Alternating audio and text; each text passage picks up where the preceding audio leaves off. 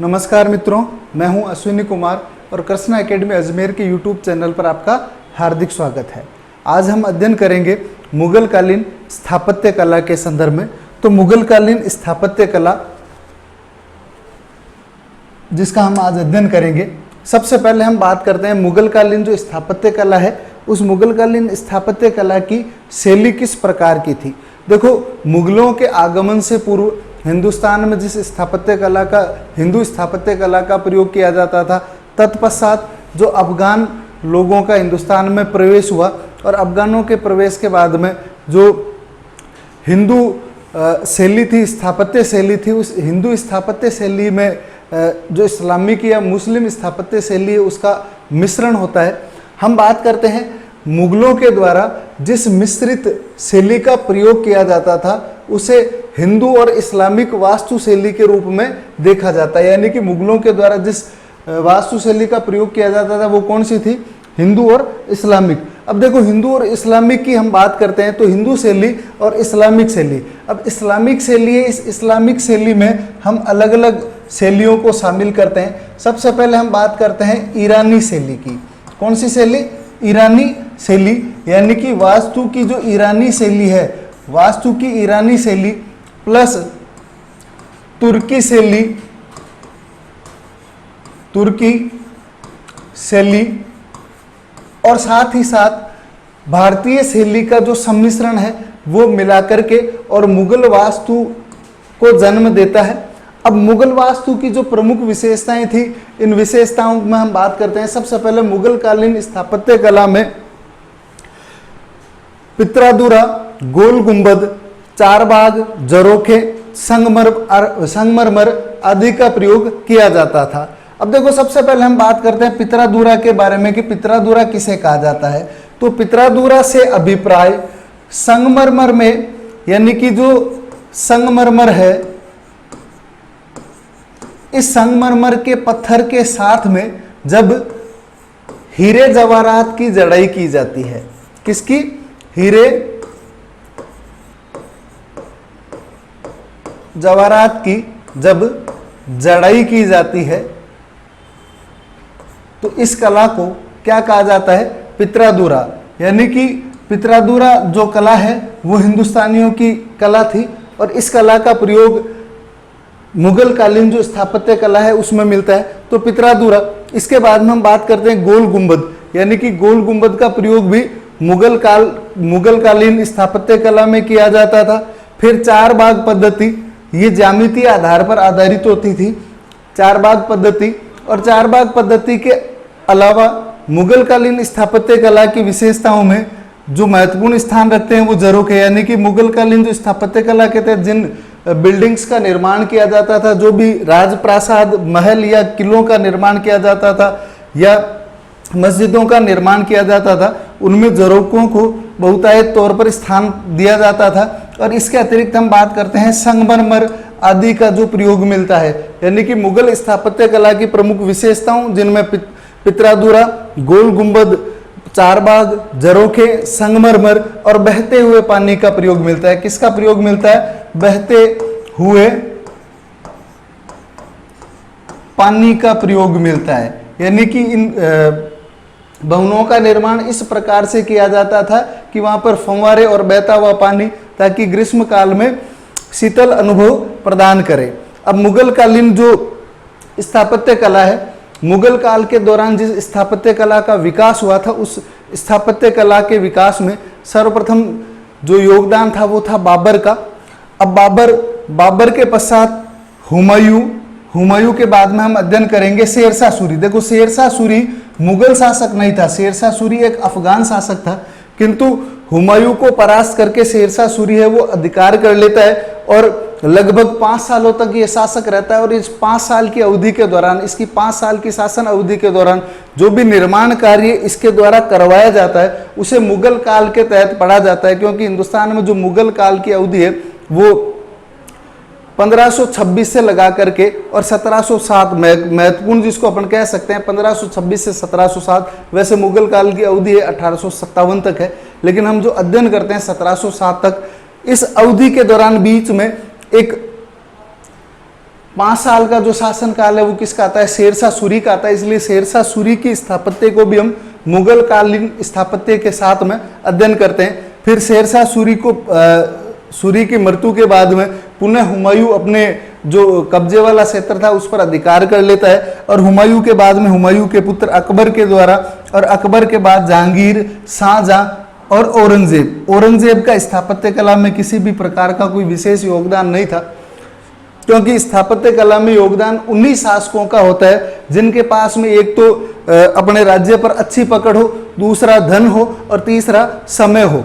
औरंगजेब के समय में मुगलों की जो पकड़ थी अपने राज्य पे वो हल्की हल्की कम होने लग गई, अतः ये अपने राज्य को बचाने में लगा रहा, इसलिए इसका स्थापत्य कला में कोई विशेष योगदान प्राप्त नहीं होता है।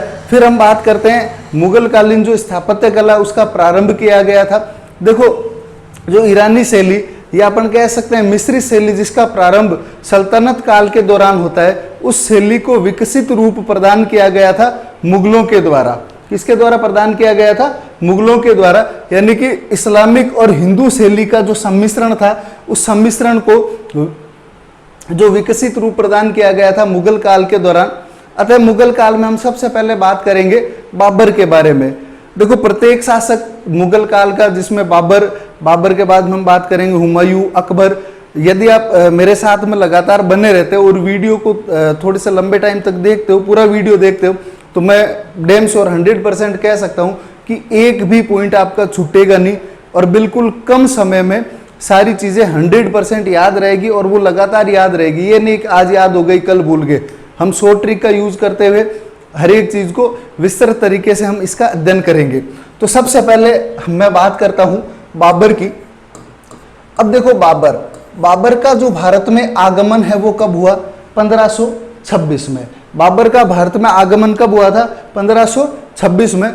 1526 में बाबर ने पानीपत के युद्ध में इब्राहिम लोदी को परास्त किया। किसको परास्त किया था, इब्राहिम लोदी को परास्त किया था। और 1526 में बाबर इब्राहिम लोदी को परास्त करने के बाद में भारत में मुगल सत्ता है उसका प्रारंभ करता है, मुगल वंश की स्थापना करता है।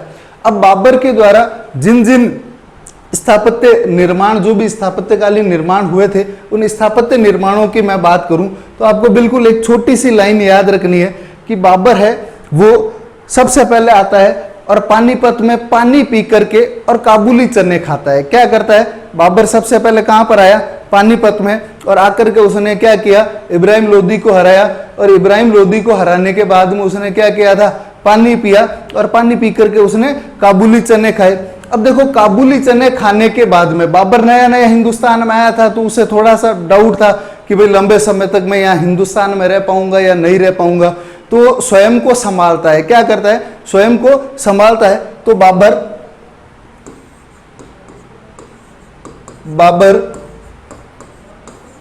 पानीपत में काबुली चने खाकर स्वयं को संभालता है। क्या करेगा, स्वयं को संभालेगा या संभलेगा। और संभाल करके इसने एक अपना आदमी था जिसका नाम था मीर बाकी। क्या नाम था इसका, मीर बाकी। इस मीर बाकी को अयोध्या भेजा। मीर बाकी को कहां पर भेजा, अयोध्या। और अयोध्या भेज करके स्वयं आगरा में आराम करता है। स्वयं क्या करता है, आगरा में आराम करता है। अब देखो बाबर की हम बात करते हैं। बाबर के जो स्थापत्य कला में, मुगल स्थापत्य कला में जो बाबर का योगदान था उसका अध्ययन करने के लिए हम बात करेंगे कि बाबर सबसे पहले 1526 में ये पानीपत के युद्ध में इब्राहिम लोदी को परास्त करता है, और परास्त करके हिंदुस्तान में इसका जो स्थायी है निवास वो बनता है। अब 1526 में पानीपत का युद्ध विजय करने के बाद में बाबर पानीपत में क्या करता है, पानी पी करके काबुली चने खाता है, और काबुली चने खा करके स्वयं को संभालने का प्रयास करता है। और स्वयं को संभालने के प्रयास के तहत यह मीर बाकी नामक व्यक्ति को, क्या नाम है पर्सन का, मीर बाकी इस मीर बाकी नामक व्यक्ति को कहाँ के लिए प्रस्थान करता है या भेजता है? अयोध्या जाने का आदेश देता है और स्वयं कहाँ पर रुक जाता है? आगरा में रुक जाता है। स्वयं कहाँ पर रुक जाता है? आगरा में। और स्वयं के रुकने का उद्देश्य क्या था? आराम करना। देखो ये जो लाइन है, इस लाइन को यदि आप याद कर लेते हो या इस लाइन को अपने दिमाग में स्थायी कर लेते हो तो बाबर के द्वारा जो स्थापत्य कला में योगदान था वो हमारा कंप्लीट हो जाएगा। और इसके अलावा बाबर के संदर्भ में कुछ भी नहीं पूछा जाता है। तो हम सबसे पहले बात करेंगे बाबर का जो स्थापत्य कला में योगदान था। बाबर के स्थापत्य कला में योगदान के तहत सबसे पहले बाबर कहाँ पर आता है? पानीपत में। कहाँ पर आता है? पानीपत में। और पानीपत में आकर के इसने क्या खाया था? काबुली चने खाए। बाबर आया कहां से था? काबुल से। तो काबुल से आया था तो अपने साथ में क्या लेकर के आया था? काबुली चने लेकर के आया था। बाबर काबुली चने खाता है और काबुली चने खाने के बाद में ये स्वयं को क्या करता है? संभालता है। स्वयं को ये क्या करता है? संभालता है। और संभालने के बाद में इसका एक आदमी था, उस आदमी का नाम क्या है? मीर बाकी। आदमी का नाम क्या है? मीर बाकी। इस मीर बाकी को इसने कहां पर भेजा था? अयोध्या। मीर बाकी कहां भेजा? अयोध्या। और स्वयं कहां पर रुका? आगरा। स्वयं कहां पर रुका? आगरा। और आगरा में इसने क्या किया? आराम। तो देखो इन दो लाइनों के साथ में हम इस पूरे टॉपिक को यानी कि बाबर का स्थापत्य कला में योगदान, इसको हम आसानी से पढ़ सकते हैं। तो सबसे पहला बाबर के द्वारा जो निर्माण करवाया गया था वो हम याद रखेंगे पानीपत में। पानीपत में इसके द्वारा काबुली बाग मस्जिद का निर्माण करवाया गया। कौन सी मस्जिद का? काबुली बाग मस्जिद का निर्माण करवाया गया। अब देखो काबुली बाग मस्जिद जो बाबर के द्वारा पानीपत में स्थापित की गई थी या निर्मित करवाई गई थी, जिसका आप स्नैप भी देख सकते हैं। काबुली बाग मस्जिद जिसका निर्माण बाबर के द्वारा कहां पर करवाया गया था? पानीपत में करवाया गया था। और ये जो काबुली बाग मस्जिद है, इस काबुली बाग मस्जिद की एक जो महत्वपूर्ण विशेषता है, इसमें जिस पद्धति का प्रयोग किया गया है, जिस शैली का प्रयोग मिलता है, वो केवल और केवल ईरानी शैली का प्रयोग मिलता है। यानी कि बाबर के द्वारा जो पहला निर्माण करवाया गया था वो कौन सी शैली पर आधारित था? ईरानी शैली पर आधारित था। कौन सी शैली पर आधारित था? ईरानी शैली पर आधारित। यानी कि अपन कह सकते हैं कि बाबर का जो पहला निर्माण पूर्णतः बाबर के द्वारा काबुली बाग मस्जिद का जो निर्माण है ये पूर्णतः कौन सी शैली पर आधारित था? ईरानी शैली पर आधारित था। फिर इसके बाद में हम बात करते हैं कि बाबर है वो काबुली चने खाने के बाद में स्वयं को संभालने का प्रयास करता है। तो दूसरा इसके द्वारा जो निर्माण करवाया गया था वो थी जामा मस्जिद संबल की। कहाँ की? संबल की जामा मस्जिद। संबल कहाँ पड़ता है? संबल पड़ता है उत्तर प्रदेश में। संबल की जामा मस्जिद। जामा मस्जिद, संबल की जामा मस्जिद। अब देखो काबुली बाग मस्जिद से दो सवाल पूछे जाते हैं। एक तो काबुली बाग मस्जिद है उसका निर्माण किसके द्वारा करवाया गया, और दूसरा काबुली बाग मस्जिद है वो कहां पर स्थित है? पानीपत में। और कौन सी शैली पर आधारित है? पूर्णतः ईरानी शैली पर आधारित है। काबुली बाग मस्जिद कौन सी शैली पर आधारित है? पूर्णतः ईरानी शैली पर आधारित है। और दूसरा हम बात करेंगे बाबर के द्वारा जो निर्माण करवाया गया था वो था संबल में जामा मस्जिद का निर्माण।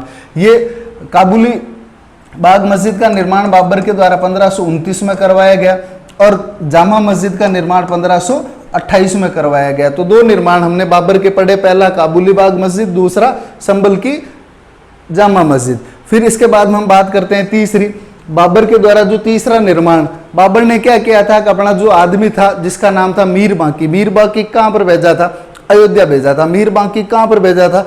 अयोध्या। तो अब देखो मीर बाकी अयोध्या जाएगा। कहाँ पर जाएगा? मीर बाकी अयोध्या जाएगा और मीर बाकी अयोध्या में जाकर के एक मस्जिद का निर्माण करवाएगा। किसका निर्माण करवाएगा? एक मस्जिद का निर्माण करवाएगा अयोध्या में।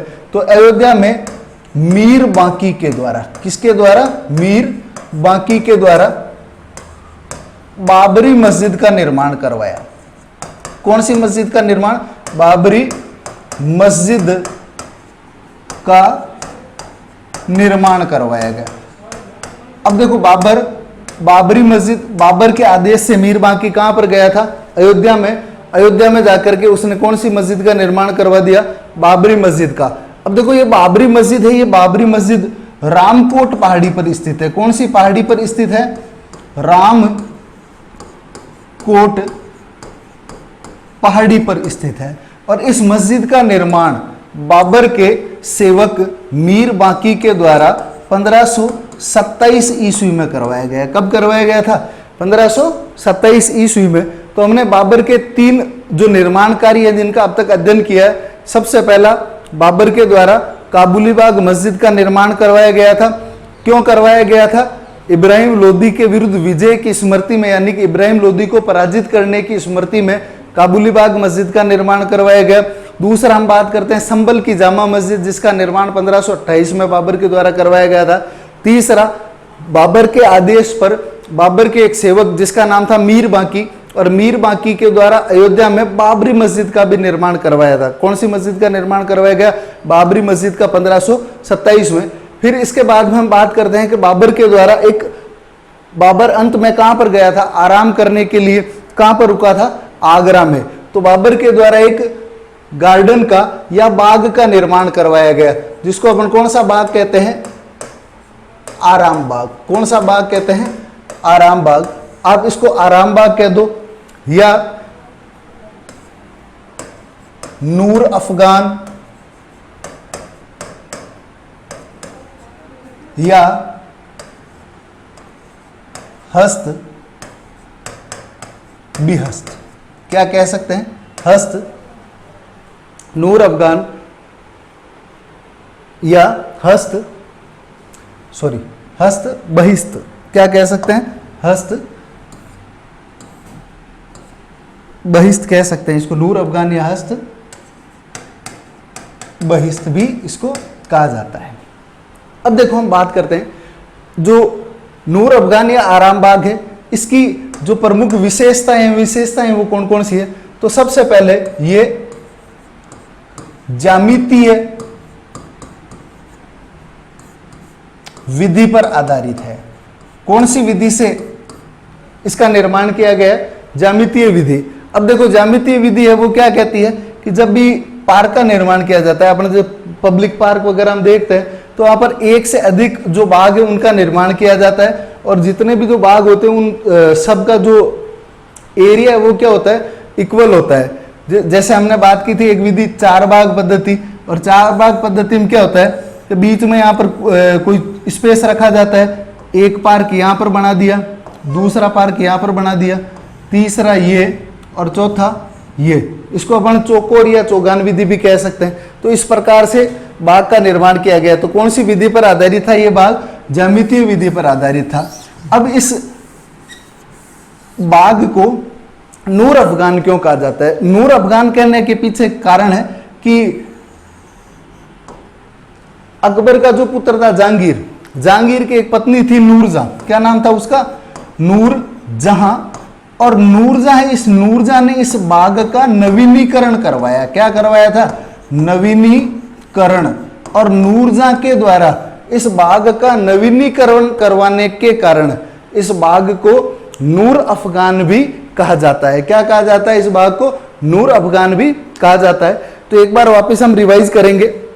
हमने बाबर के बारे में जिन जिन चीजों का अध्ययन किया है, सबसे पहले बाबर 1526 में इब्राहिम लोदी को परास्त करके भारत में प्रवेश करता है, और इसने सबसे पहले पानीपत में काबुली बाग मस्जिद का निर्माण करवाया।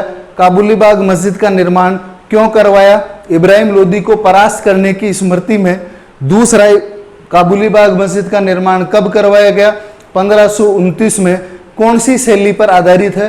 पूर्णतः ईरानी शैली पर या पूर्णतः इस्लामिक शैली पर आधारित है। फिर इसके बाद में हम बात करते हैं दूसरा, बाबर के द्वारा जामा मस्जिद, संभल की जामा मस्जिद जो यूपी में स्थित है, उसका निर्माण करवाया गया था। तीसरा, बाबर के द्वारा बाबर के जो सेवक थे जिसका नाम था मीर बांकी के द्वारा अयोध्या की बाबरी मस्जिद का निर्माण करवाया गया। और बाबरी मस्जिद के बाद में हम बात करते हैं चौथा, इसका जो निर्माण कार्य था वो कौन सा था? आराम बाग। और आराम बाग है, इसका निर्माण इसके द्वारा कहाँ पर करवाया गया था? आगरा में करवाया गया था। आराम बाग के अन्य नाम हमें क्या क्या याद रखने हैं? एक तो नूर अफगान, दूसरा हस्त बहिस्त। कौन कौन से? नूर अफगान, हस्त बहिस्त या आराम बाग। ये अपन कह सकते हैं कौन सी विधि पर आधारित था? ये ज्यामितीय विधि पर आधारित था। कौन सी विधि पर आधारित था? ज्यामितीय विधि पर, यानी कि एक से अधिक जो उद्यान और सभी उद्यानों का क्षेत्रफल कैसा हो? समान हो, तो उसको अपन कौन सी मेथड कहते हैं? ज्यामितीय विधि कहते हैं। इस पार्क को कौन सा दूसरा नाम क्या है? नूर अफगान है। और नूर अफगान क्यों कहा जाता है? क्योंकि जहांगीर की जो पत्नी थी नूरजहां, इस नूरजहां के द्वारा इस पार्क का क्या करवाया गया था? नवीनीकरण करवाया गया था। अतः इस पार्क को नूर अफगान भी कहा जाता है। नेक्स्ट हम बात करेंगे हुमायूं के बारे में। हुमायूं और हुमायूं का मुगल स्थापत्य में किस प्रकार का योगदान था? अब देखो, हुमायूं की जब भी बात आती है तो हुमायूं जो एक विशाल साम्राज्य, भविष्य का जो एक विशाल साम्राज्य था, उस विशाल साम्राज्य का सबसे अभागा शासक या सबसे अभागा व्यक्ति किसको माना जाता है? हुमायूं को माना जाता है। लेनपुल महोदय के अनुसार, एक इतिहासकार है जिनका नाम क्या है? लेनपुल। लेनपुल बताते हैं कि जो हुमायूं शब्द है, इस हुमायूं का अर्थ होता है भाग्यशाली। हुमायूं का अर्थ क्या होता है? हुमायूं का मतलब क्या हुआ? भाग्यशाली, भाग्यशाली। लेकिन हुमायूं अपने नाम के बिल्कुल विपरीत था। हुमायूं अपने नाम के बिल्कुल क्या था? विपरीत था। यानी कि हुमायूं मुगल शासकों में सबसे अभागा शासक यदि किसी को कहा जाता है तो वो कौन सा है? हुमायूं को कहा जाता है। इसके पीछे कारण क्या है? हुमायूं को 1530 में अपने पिता की मृत्यु के बाद में शासन हाथ में मिला। 1530 में बाबर की मृत्यु के बाद में बाबर का जो पुत्र हुमायूं वो शासक बनता है। और 1530 से लगा करके और 1539 या अपन कह सकते हैं 1540 तक हुमायूं शासक रहता है। कितने साल? 1530 से लगा करके 1540 तक। इसके बाद में शेरशाह सूरी इसे खदेड़ करके हिंदुस्तान की बादशाह या गद्दी प्राप्त कर लेता है। लगभग 15 साल अपने जीवन का जो अमूल्य समय था, 15 साल हुमायूं के द्वारा दर दर भटकते हुए व्यतीत किया जाता है। तत्पश्चात पुनः शेरशाह सूरी के जो उत्तराधिकारी थे, उन उत्तराधिकारियों से हुमायूं पुनः दिल्ली की गद्दी छीनता है और 1555 में एक बार वापिस ये हिंदुस्तान का बादशाह बनता है। किंतु एक साल पश्चात, यानी कि साल भर का लगभग इसका शासन था, और 1556 ईस्वी में अपने पुस्तकालय भवन की सीढ़ियों से नीचे उतरते समय हुमायूं है वो गिर जाता है और इसकी मृत्यु हो जाती है। तो लेनपुल ने हुमायूं शब्द का अर्थ क्या बताया था? भाग्यशाली। लेकिन ये भाग्यशाली ना होकर के अभागा व्यक्ति था। कैसा व्यक्ति था? अभागा व्यक्ति था। और अभागा यानी कि अनलकी पर्सन को अपन क्या कहते हैं? दीन व्यक्ति, यानी कि जिस पर ज्यादा से ज्यादा दया दिखानी चाहिए। तो मुगल काल में सबसे दीन व्यक्ति कौन था? हुमायूं था। सबसे अभागा व्यक्ति कौन था? हुमायूं था। तो हमें याद रखना है, दीन हुमायूं मुगल काल की सबसे बड़ी आफत था। यानी कि मुगल काल में सबसे बड़ी आफत या सबसे बड़ी समस्याएं यदि किसी व्यक्ति पर आई थी तो वो किस पर आई थी? हुमायूं पर आई थी। अब देखो, हुमायूं को क्या कहा गया? दीन कहा गया है। तो सबसे पहले हमें कौन सा शब्द याद रखना है? दीन। फिर इसके बाद में एक शब्द आता है आफत, जिसमें आ और फत। तो दीन शब्द से हम कह सकते हैं दीन पना नगर। हुमायूं के द्वारा एक नगर की स्थापना की गई थी। दिल्ली के पास में हुमायूं के द्वारा एक नगर बसाया गया था या महलों का निर्माण करवाया गया था, जिन्हें अपन दीन पनाह महल या दीन पनाह नगर भी कह सकते हैं। क्या कह सकते हैं? दीन पनाह महल या दीन पना नगर। तो हुमायूं के द्वारा कोई विशेष योगदान नहीं दिया गया था स्थापत्य में, किंतु इसने एक नगर बसाया था, महलों का निर्माण करवाया था, दीन पना नगर या दीन पना महल। और दूसरा, इसके द्वारा 2 मस्जिदों का निर्माण करवाया गया। पहली तो और आ से क्या होता है, आगरा मस्जिद। कौन सी मस्जिद, आगरा मस्जिद का निर्माण किसके द्वारा करवाया गया था, हुमायूं के द्वारा करवाया गया था। और दूसरा फतेह, और फतेह का मतलब हम लेंगे फतेहाबाद, फतेहाबाद। और फतेहाबाद कहाँ पर पड़ता है, हिसार में। कहाँ पर पड़ता है, हिसार, यानी कि हरियाणा में फतेहाबाद। तो हुमायूं के द्वारा जो निर्माण कार्य करवाए गए थे, पहला दीन पना नगर या दीन पना महल, दूसरा आगरा की मस्जिद, और तीसरा फतेहाबाद की मस्जिद, यानी कि हिसार हरियाणा में फतेहाबाद की मस्जिद का निर्माण इसके द्वारा करवाया गया था। फिर इसके बाद में हमने बात की थी कि हुमायूं के जीवन काल में इसकी जो राजगद्दी है वो शेरशाह सूरी के द्वारा छीन ली जाती है, और 5 वर्षों का एक अल्पकालीन शासन जो शेरशाह सूरी का होता है। और उस अल्पकालीन शासन के दौरान जो शेरशाह सूरी है, शेरशाह सूरी के द्वारा कई निर्माण कार्य करवाए जाते हैं। शेरशाह सूरी के द्वारा सबसे पहले तो हम बात करेंगे कि शेरशाह सूरी के द्वारा हुमायूं को राजगद्दी से हटा करके और अधिकार किया गया था, यानी कि हुमायूं के राज्य को किसने हड़पा था, शेरशाह सूरी ने। अब शेरशाह सूरी राज्य हड़प करके दिल्ली पर अधिकार करता है, और शेरशाह सूरी सर्वप्रथम, शेरशाह सूरी के द्वारा सर्वप्रथम उसी नगर को उजाड़ा गया या उन्हीं महलों को तोड़ा गया था जो हुमायूं के द्वारा निर्मित थे। तो हुमायूं ने कौन सा नगर बनाया था, दीन पना नगर, दीन पना नगर, या अपन कह सकते हैं दीन पना महल। तो हुमायूं ने जिन दीन पना महलों का निर्माण करवाया था, उन दीन पना महलों को तुड़वा करके इस दीन पना महल के स्थान पर हम बात करें, दीन पना जो महल है, इन दीन पना महलों के स्थान पर शेरशाह के द्वारा पुराने किले का निर्माण करवाया गया।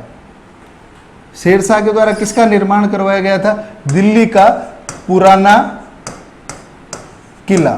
शेरशाह ने किसका निर्माण करवाया था, दिल्ली के पुराने किले का निर्माण करवाया था। अब शेरशाह है वो दिल्ली के पुराने किले का निर्माण करवाता है, और ये दिल्ली का जो पुराना किला है, इस पुराने किले में इसके द्वारा कई भव्य निर्माण करवाए गए थे, किंतु वर्तमान में इस पुराने किले के निर्माणों में जो अवशेष प्राप्त होते हैं, 2 दरवाजे अवशेष के रूप में हमें क्या प्राप्त होता है, 2 दरवाजे।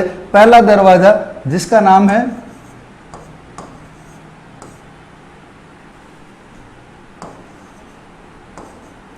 लाल दरवाजा। क्या नाम है इसका, लाल दरवाजा। पहला दरवाजा कौन सा है, लाल दरवाजा। और दूसरा दरवाजा है, उसका नाम भी लाल से ही संबंधित है, यानी कि खूनी दरवाजा। कौन सा दरवाजा है, खूनी दरवाजा। तो देखो, मुगल काल का जो अवकाश है, उस अवधि के दौरान हिंदुस्तान का बादशाह कौन बनता है, शेरशाह सूरी। और शेरशाह सूरी के द्वारा क्या करवाया गया था, सबसे पहले जो दीन पना नगर है या दीन पना महल है, इन दीन पना महलों को तोड़वा करके और इसके स्थान पर दिल्ली का जो पुराना किला है उसका निर्माण करवाया गया था। अब दिल्ली का जो पुराना किला है, इस दिल्ली के पुराने किले में 2 प्रमुख दरवाजे जिनके अवशेष आज भी मिलते हैं, वो कौन कौन से हैं, एक तो लाल दरवाजा और दूसरा खूनी दरवाजा। इन 2 दरवाजों के अवशेष वर्तमान में भी मिलते हैं। फिर इसके अलावा इसके द्वारा यहाँ पर एक मस्जिद का निर्माण करवाया गया। किसका निर्माण करवाया गया, मस्जिद का निर्माण करवाया गया। और ये जो मस्जिद है, ये मस्जिद अपने साज सज्जा के लिए प्रसिद्ध है। यानी कि ये मस्जिद किस लिए प्रसिद्ध थी, साज सज्जा यानी कि श्रृंगार, इतना वहाँ पर साज सज्जा किया जाता था जिसके लिए मस्जिद प्रसिद्ध थी। और इस मस्जिद का नाम क्या मिलता है, किला ए कुहना। इस मस्जिद का नाम क्या मिलता है, किला ए कुहना। तो दिल्ली में पुराने किले का निर्माण किसके द्वारा करवाया गया था? यहां से जो क्वेश्चन बनता है वो कौन सा है? दिल्ली में पुराने किले का निर्माण किसके द्वारा करवाया गया था? शेरशाह सूरी के द्वारा करवाया गया था। कौन से स्थान पर इसने पुराने किले का निर्माण करवाया था? जहां पर हुमायूं ने दीन अपना महलों का निर्माण करवाया था, वहां पर इसने कौन सा निर्माण कार्य किया? पुराने किले का। पुराने किले के वर्तमान में जो अवशेष है वो कौन कौन से मिलते हैं? एक तो लाल दरवाजा और दूसरा खूनी दरवाजा। इन दो दरवाजों के अवशेष वर्तमान में भी प्राप्त होते हैं। और यहाँ पर एक मस्जिद का निर्माण करवाया गया था शेरशाह सूरी के द्वारा, और मस्जिद को किस नाम से जाना जाता है? किला ए कुहना नामक मस्जिद। कौन सी मस्जिद है? किला ए कुहना मस्जिद। और किला ए कुहना मस्जिद है वो किस लिए प्रसिद्ध है? अपनी साज सज्जा के लिए प्रसिद्ध है। किसके लिए प्रसिद्ध है? अपनी साज सज्जा के लिए प्रसिद्ध है। दूसरा हम बात करते हैं, शेरशाह सूरी के द्वारा एक नगर की स्थापना की गई थी, शेरगढ़ नगर। कौन सा नगर है? शेरगढ़ नगर। कहां पर स्थित है? दिल्ली में। अब देखो, दीनपना नगर किसने स्थापित किया दिल्ली में? दीनपना नगर की स्थापना दिल्ली में हुमायूं के द्वारा की गई थी, और हुमायूं को हटा करके शेरशाह अधिकार करता है। और शेरशाह है वो कौन से नगर की स्थापना करता है? शेरशाह के द्वारा शेरशाह के द्वारा शेरगढ़ नगर की स्थापना की गई थी। फिर इसके बाद में शेरशाह ने शेरगढ़ में कौन कौन सी जो स्थापत्य कला के कार्य किए? पुराने किले का निर्माण करवाया। दिल्ली के पुराने किले का निर्माण किसने करवाया था? शेरशाह सूरी ने। पुराने किले में अवशेष लाल दरवाजा और खूनी दरवाजा, और महत्वपूर्ण जो मस्जिद है वो कौन सी है? किला ए कुहना। कौन सी मस्जिद है? किला ए कुहना जो मस्जिद है कहां पर प्राप्त होती है? पुराने किले में। फिर इसके बाद में हम बात करते हैं आगे। अब देखो, जो अवशेष पुराने किले के मिलते हैं वो कौन कौन से हैं? किस प्रकार के अवशेष है जो पुराने किले के वर्तमान में भी हमें प्राप्त होते हैं? तो पुराना किला है वो किस प्रकार का था? वर्तमान में इस प्रकार से ये हमें प्राप्त होता है पुराना किला। और पुराने किले का निर्माण किसने करवाया था? शेरशाह सूरी। नेक्स्ट हम बात करेंगे शेरशाह सूरी का जो स्थापत्य कला में योगदान था। इसके तहत हमने सबसे पहले पढ़ा था कि शेरशाह सूरी ने पुराने किले का निर्माण करवाया। दूसरा महत्वपूर्ण निर्माण जिसको हम कह सकते हैं सासाराम मकबरा। क्या नाम है? सासाराम मकबरा। अब देखो, सासाराम मकबरा, या इसको आप शेरशाह का मकबरा भी कह सकते हैं। क्या कह सकते हैं? शेर शाह का मकबरा। अब देखो, शेरशाह सूरी अपने जीवन काल के दौरान, यानी कि जब शेरशाह सूरी जीवित था उसी समय उसने अपने मकबरे की डिजाइनिंग स्टार्ट कर दी थी, अपने मकबरे का जो निर्माण है वो प्रारंभ कर दिया था। अब सासाराम स्थित जो शेरशाह सूरी का मकबरा है, इसकी यदि अपन बात करें तो ये पड़ता है बिहार में। कहाँ पर पड़ता है? बिहार में। और जिला रोहतास। जिला कौन सा है? जिला रोहतास, बिहार में। अब यदि इस मकबरे की विशेषताओं की या इस निर्माण की विशेषताओं की मैं बात करूं तो सबसे पहले ये जो मकबरा जिसका निर्माण शेरशाह सूरी के द्वारा करवाया गया था, ये भारतीय तथा ईरानी दोनों शैलियों पर आधारित था। किस पर आधारित था? ये भारतीय तथा ईरानी दोनों शैलियों पर आधारित था। तो भारतीय प्लस ईरानी शैली पर आधारित। किस पर आधारित है? ये भारतीय तथा ईरानी शैली पर आधारित। दूसरा, ये जो मकबरा था ये एक कृत्रिम झील के मध्य निर्मित था। किसके मध्य निर्मित था?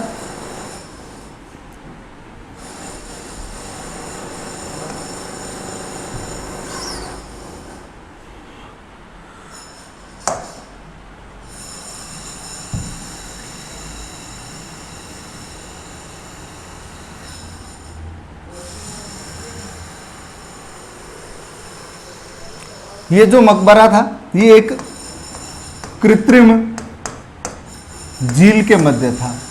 ये कहां पर स्थित था? एक कृत्रिम झील के मध्य स्थित था। तीसरा, अपन कह सकते हैं कि इस मकबरे के निर्माण को इतिहासकारों के द्वारा, इस मकबरे के निर्माण को इतिहासकारों के द्वारा अकबर से पूर्व का, किससे पूर्व का, अकबर से पूर्व का सर्वश्रेष्ठ निर्माण कहा गया है। क्या कहा गया है, अकबर से पूर्व का सर्वश्रेष्ठ निर्माण कहा गया है। यानी कि सासाराम मकबरा या शेरशाह सूरी का जो मकबरा था, जिसे अकबर से पूर्व का सर्वश्रेष्ठ निर्माण इतिहासकारों के द्वारा कहा गया है। अब कनिंघम महोदय इस मकबरे के लिए कहते हैं कि मुझे ये ताज से भी अधिक पसंद है। तो कनिंघम को, किसको, कनिंघम को ये जो मकबरा है ये किससे भी अधिक पसंद है, ताज से भी अधिक पसंद है, ताज से भी अधिक पसंद है। कनिंघम ने इस मकबरे के संदर्भ में क्या कहा था, ये मकबरा मुझे ताज से भी अधिक पसंद है। आज की क्लास के लिए बस इतना ही, धन्यवाद। आप हमारा जो चैनल है कृष्णा एकेडमी का, इसे ज़्यादा से ज़्यादा शेयर कीजिए और अपने मित्रों को बताइए ताकि वो सब्सक्राइब करें और फ़ायदा उठा सके ये जो ऑनलाइन स्टडी है इसका। धन्यवाद।